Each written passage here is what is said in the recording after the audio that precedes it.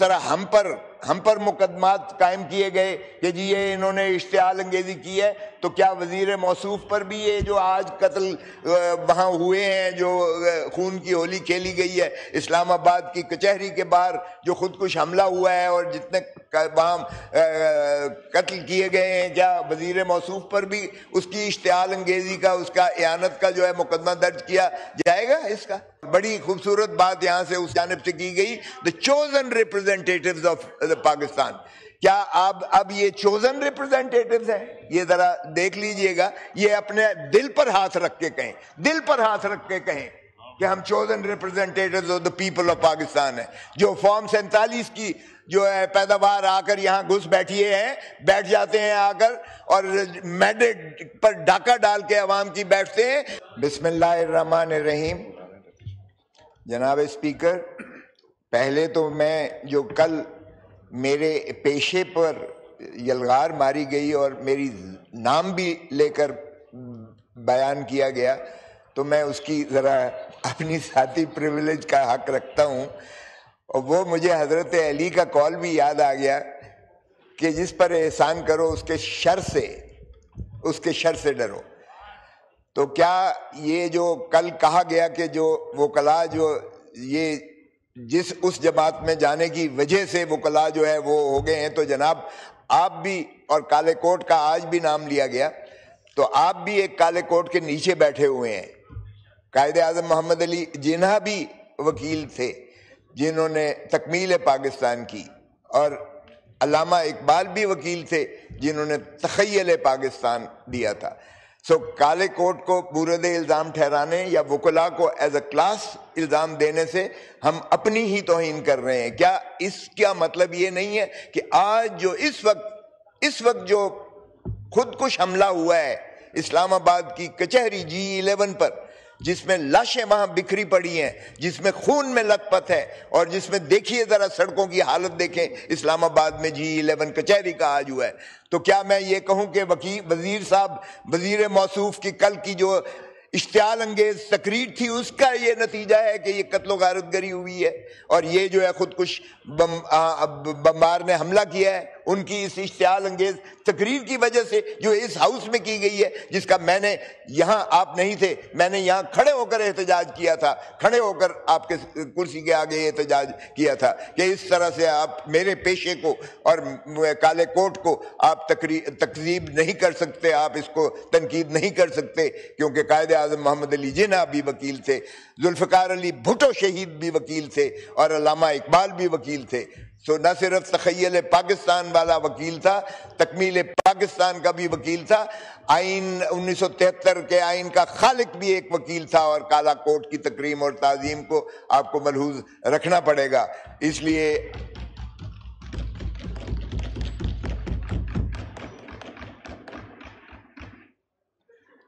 جس طرح ہم پر مقدمات قائم کیے گئے کہ جی یہ انہوں نے اشتعال انگیزی کی ہے، تو کیا وزیر موصوف پر بھی یہ جو آج قتل وہاں ہوئے ہیں، جو خون کی ہولی کھیلی گئی ہے اسلام آباد کی کچہری کے باہر، جو خودکش حملہ ہوا ہے اور جتنے وہاں قتل کیے گئے ہیں، کیا وزیر موصوف پر بھی اس کی اشتعال انگیزی کا، اس کا اعانت کا جو ہے مقدمہ درج کیا جائے گا؟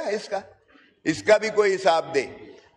اب آتا ہوں جناب، یہ جو ہے بہت اچھی یہاں سے ایک بات کی گئی، ایک میرے فاضل ممبر نے کیا کہ وی دی chosen representatives of the Pakistan, chosen ریپرزینٹیٹیوز کا بات کیا. بھٹو صاحب کی کمال تھی کہ انہوں نے جو ایک آئین بنایا اس میں شروعات یہاں سے کی، یہ عمرانی معاہدے کی، we the people of Pakistan. یہ اس سے ایک ڈپارچر تھا، I field marshal so and so hereby promulgate the constitution of 1962.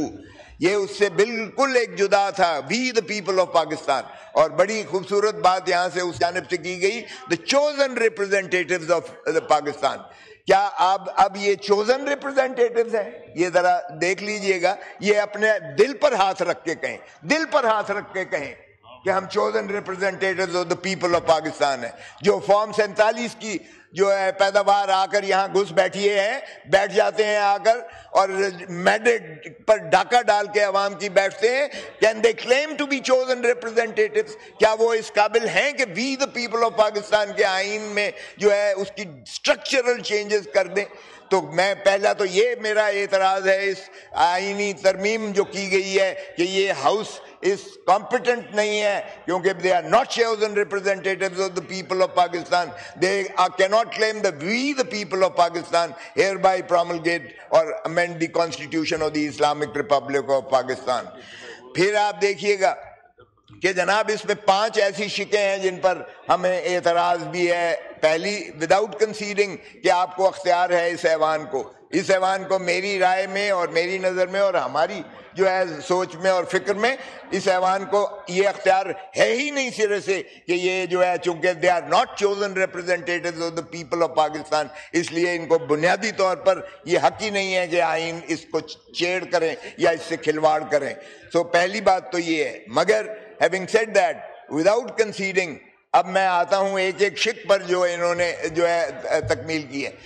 سر یہ بڑی بدقسمتی ہے. اب جو میں اس سارے سفر کا جو ہے چشمدید آئینی گواہ بھی ہوں اور میرے شاگرد اس جانب بیٹھے ہوئے ہیں. مجھے خوشی ہوتی ہے کہ ہمارے شاگرد جو ہے اگر اس پیشے میں آگے ترقی کرتے ہیں، یہ خوشی کی بات ہے. اپنے نظریات، اپنے اختلافات، میرا اس سے سروکار نہیں ہے، مگر انہوں نے ہمیشہ جو ہے تسلیم کیا اور میں اس بات کو تسلیم کرتا ہوں. مجھے ان پر اس انداز سے فخر ہے کہ وہ ترقیاں کرتے جا رہے ہیں. اگرچہ یہ باتیں انہیں میں نے نہیں سمجھے بتائی تھی مینٹور کی حیثیت سے، مینٹورنگ شاید میری میں کثر رہ گئی ہوگی، لیکن میں سمجھتا ہوں کہ آئین پاکستان جو 1973 کا ہے، خدا را بڑی قربانیوں کے بعد ہم نے بنایا تھا. پاکستان کو دولخت ہونے کے بنایا تھا اور یہ شہید ذوالفقار علی بھٹو کا یکتا کارنامہ ہے کہ اس نے سب کو اکٹھا کر کے ایک متفق آئین دیا تھا. پھر میں آصف علی زرداری کو بھی کریڈٹ دیتا ہوں کہ انہوں نے 18ویں ترمیم میں پھر متفقہ طور پر ساری قوم کو اکٹھا کیا. رضا ربانی کو میں جو ہے خراج تحسین پیش کرتا ہوں جنہوں نے سب کو اکٹھا کر کے 9 مہینے کی، جناب والا 9 مہینے کی انہوں نے کاوشیں اور ڈیلیبریشنز کی تھی اور اس کے بعد ایک متفقہ قرارداد دی. میں پوچھتا ہوں کیا اس وقت جو ہے مسلم لیگ نواز موجود تھی، کیا اس وقت ان کو خیال نہیں آیا کہ وفاقی آئینی عدالت بننی چاہیے؟ اس وقت تو اتنی میسو قسم کی ترامیم کی گئی تھی، اس میں تو انہوں نے کوئی وفاقی آئینی عدالتوں کا کوئی تصور نہیں دیا تھا، نہ کوئی اس میں جو ہے ترمیم لے کر آئے تھے. آج کیا ضرورت پڑ گئی؟ جب زرداری صاحب یا پیپلز پارٹی جب بھی اقتدار میں تھی تو پیپلز پارٹی نے اپنا جو ہے پوتر کیا اس آئین کو 1973 کے، جس طرح یہاں کہا گیا کہ انہوں نے اپنے اختیارات ڈیوالو کر کے، حتیٰ کہ انہوں نے سارے آمروں کے نام تک کو نکال کے باہر پھینکا تھا اس میں سے، اس 73 کے آئین کو. اور 73 کا آئین اپنی اوریجنل شیپ میں آیا تھا 18ویں ترمیم کے بعد. آج پیپلز پارٹی کو کیا ہو گیا ہے؟ یہ کیا ہو گیا ہے؟ مجھے تو سمجھ نہیں آئی ہے. میرے خیال میں تو بابا شہید ذوالفقار علی بھٹو اور رانی شہید بے نظیر بھٹو کی روح تڑپ رہی ہوگی جو کچھ اس وقت پیپلز پارٹی 1973 کے آئین کے ساتھ کھلواڑ کر رہی ہے. اور وہ بھی کس کے کہنے پہ کر رہی ہے؟ کس کے کہنے پہ کر رہی ہے؟ مسلم لیگ نواز کے، جن کا کوئی آپ ماضی جانتے ہی ہیں کیونکہ 2 ہی جماعتیں ہوا کرتی تھیں اس وقت، یا پیپلز پارٹی تھی یا مسلم لیگ نون تھی. پیپلز پارٹی کا نظریاتی بساط چھوڑ چکی، انفارچونیٹلی پیپلز پالیٹکس چھوڑ چکی، پاور پالیٹکس میں پڑ گئی ہے. پاور پالیٹکس میں ایک دوسرے کو یہ ترہ امتیاز لینے کی کوشش کر رہے ہیں، ایک دوسرے پر سبقت کر رہے ہیں. اور ظاہر ہے کہ یہ مسلم لیگ نون ہی کی وجہ سے ہو سکتا ہے، کیونکہ جب سجاد علی شاہ والی جب چیف جسٹس تھا اسی اسمبلی میں گونج ہوئی تھی، اسی اسمبلی سے گونج ہوئی تھی، اور اس وقت بھی کہا گیا تھا کہ یہ جو ہے کون ہوتا ہے Sajjad Ali Shah chief justice, prime minister کو توہین عدالت نوٹس دینے والا کون ہوتا ہے؟ صحیح. اس کے بعد جو کچھ ہوا، چمک کی ریت آئی، کوئٹہ گیا اور اسی قانون اور آئین کا جو ہے ڈھرا کیا گیا. اور محترم نواز شریف صاحب کالا کوٹ پہن کر سپریم کورٹ میں چلے گئے. آج یہاں یلغار ہو رہی ہے کہ جی پرائم منسٹرز کو گھر بھیجا جاتا ہے سپریم کورٹ میں. ارے کس نے بھجوایا تھا گھر؟ کہتے تھے اس وقت اترو، نیچے اترو، یہ کوئی جنگل کا قانون نہیں ہے. یوسف رضا گیلانی نیچے اترو، نیچے اترو، وزارت عظمیٰ چھوڑو، نیچے اترو۔ یہ کالا کوٹ پہن کر کون گیا تھا؟ تو یہ پتہ نہیں اب کیسے اکٹھے بیٹھے ہوئے ہیں، باہر کیف ان کو مبارک ہو۔ یہ اکٹھے بیٹھنا کب تک چلتا ہے، یہ بیڈ لاک آف کنوینئنس کب تک ان کی یہ سنگت چلتی ہے، سنگم چلتا ہے، یہ تو اللہ ہی جانتا ہے۔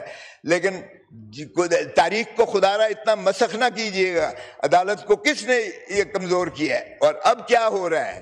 اب دیکھیے گا کہ جناب پہلے تو 26ویں ترمیم میں یہاں بڑا چرچے کیے گئے جب محترم نواز شریف کے خلاف کیس چل رہا تھا، اور جب دو جج صاحبان نے ان کو گاڈ فادر اور اس کا قرار دیا، تو پھر 3 جج صاحبان نے ان سے ڈیفر کرتے ہوئے ایک کمیٹی بنا دی، اور مسلم لیگ نون نے مٹھائیاں بانٹی کہ جی کمیٹی بن گئی ہے۔ اور پھر JIT نے جو فیصلہ دیا وہ ساری قوم کے سامنے ہے کہ کس طرح سے آیا اور کتنے کیسز بنے اور کیا ہوا ان کیسز کا، وہ بھی ہم سارے جانتے ہیں۔ سو اس لیے کوئی چیز ایسی نہیں ہے، لیکن عدلیہ کو کمزور کرنا سر، یہ اس سے بڑا ظلم اس ملک کے ساتھ، اس نظام کے ساتھ، اس آئین کے ساتھ، اس عدالتی ہسٹری کے ساتھ کبھی نہیں ہو سکتا ہے جو آج ہم کرنے جا رہے ہیں۔ کیونکہ عدلیہ مضبوط ہوگی، عدلیہ آزاد ہوگی تو ہی انصاف میسر آ سکے گا۔ کسی نے چرچل سے پوچھا تھا سیکنڈ ورلڈ وار میں یہ بتائیے گا کہ کیا ہم جنگ جیتے گا برطانیہ؟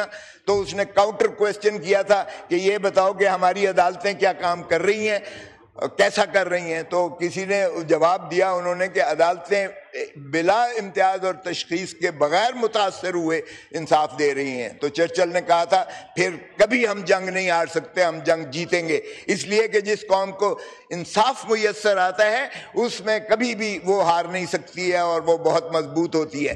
تو جب انصاف کے ایوانوں میں اتنی زیادہ ہے، مجھے بتائیے گا سر دنیا کے، ہم تو آرٹیکل 126 کو ذرا دیکھ لیں، کاش کہ میرے اس جانب یہ ہمیں تو درس دیتے ہیں کہ ذرا پڑھا ہوتا، آئین پڑھا ہوتا، کاش کہ یہ 126 کا بھی روح کو سمجھ لیں آئین کی۔ 126 آرٹیکل کہتا ہے کہ کوئی قانون قرآن اور سنت کے متصادم پاکستان میں نہیں بنے گا، اور اگر کوئی ہے تو اس کو بھی جو ہے اسی کے ڈھانچے میں لایا جائے۔ اب مجھے بتائیں کہ حضور صلی اللہ علیہ وسلم ہو یا خلفائے راشدین کے دور میں کوئی ایک مثال بتا دیں کہ کسی کو استثناء دیا گیا ہو، کسی ایک کو استثناء دیا گیا ہو، یہ بتا دیں۔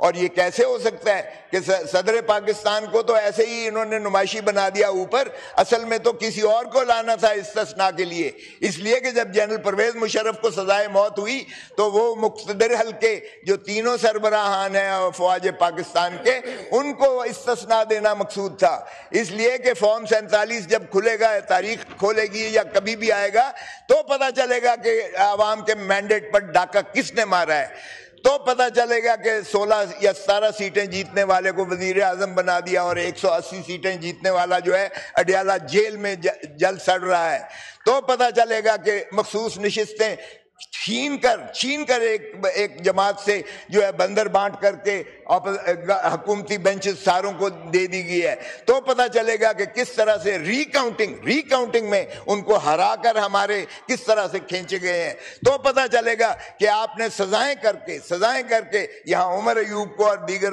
MNAs کو سزائیں کر کے اور سینٹ میں اور باقی پروونشل اسمبلیز کے لیڈر آف دی اپوزیشن کو کس طرح سے سزائیں کر کے پتہ چلے گا کہ کس طرح سے آپ نے اپنی 2/3 جو ہے اکثریت بنائی ہے، تو پتہ چلے گا کہ کس طرح سے اسی ایوان میں بتیاں بند کر کے بوٹوں میں آ کر 10 MNAs کو اغوا کیا گیا ہے، اور آج تک آپ نے کچھ نہیں کیا ہے کیونکہ آپ کسٹوڈین آف دی ہاؤس ہونے کے ناطے سے آپ کے پاس پریویلیج موشن موجود ہے۔ کاش کہ کسی کو تو سزا دی ہوتی آپ نے جس نے اس ایوان کو پامال کیا، اس لیے کہ یہ ایوان میں 10 MNAs کو اغوا نہیں کیا گیا، یہ ایوان جو ہے یہ پاکستان کے 25 کروڑ عوام کا گھر ہے۔